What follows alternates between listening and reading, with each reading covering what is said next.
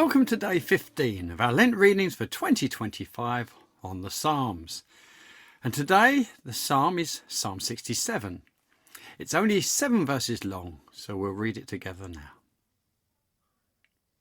May God be gracious to us and bless us and make his face shine on us, so that your ways may be known on the earth, your salvation among the nations. May the peoples praise you, God. May all the peoples praise you. May the nations be glad and sing for joy. For you rule the peoples with equity and guide the nations of the earth. May the peoples praise you. God, may the peoples praise you. The land yields its harvest. God, our God, blesses us. May God bless us still, so that all the ends of the earth will fear him. How do you feel about asking God to bless you? On one side, there is the recognition that God is our Father, and that, like any father, he would love to bless his children. To not ask is somehow to question his generosity. On the other side is the recognition that we should be more concerned with promoting God's glory rather than our own comfort. It's about focusing on honouring God, not ourselves. Maybe this subject has been clouded by the so-called prosperity gospel preachers who seem particularly keen on our, or their own, health and wealth, and avoid using words like sacrifice or submission. Though most of us would point out that both sides of giving honour and receiving blessing have a biblical foundation, there can still be a reserve for many of us about praying, "Bless me, Lord." This short psalm brings the two sides together, as it takes the priestly blessing that Aaron received to bless Israel that's recorded in Numbers 6 and extends it.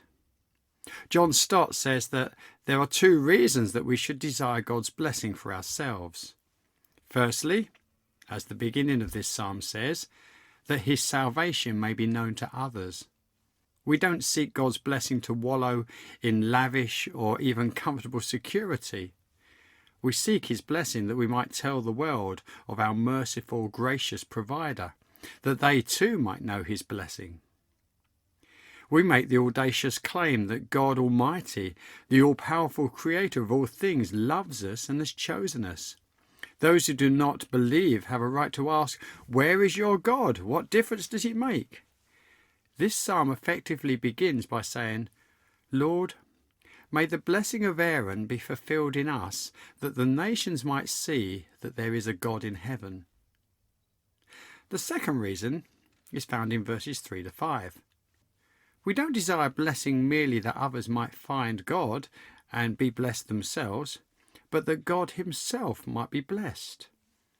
To quote a song that we often sing, "Every blessing you pour out, I'll turn back as praise."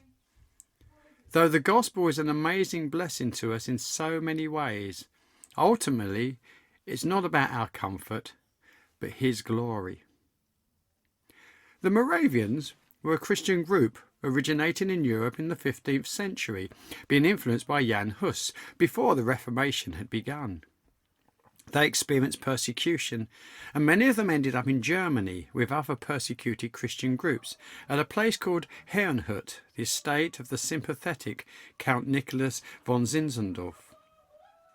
Then in 1727, God blessed them with an outpouring of his Spirit that united them together and began a prayer meeting that would go on unbroken for the next 100 years.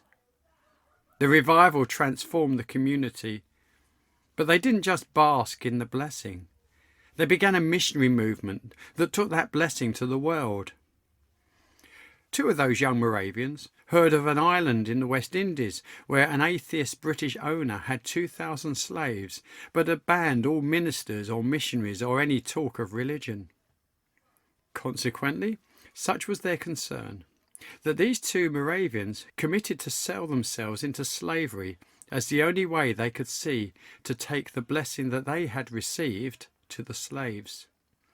As the ship left its pier, one lad with his arm linked through the arm of the other raised his hand and shouted across the widening gap to those who'd come to see them off, "May the Lamb that was slain receive the reward of his suffering." This became the call of the Moravian missions. We are blessed that we might be a blessing, that Jesus might receive the reward of his sufferings. Till next time, have a blessed day.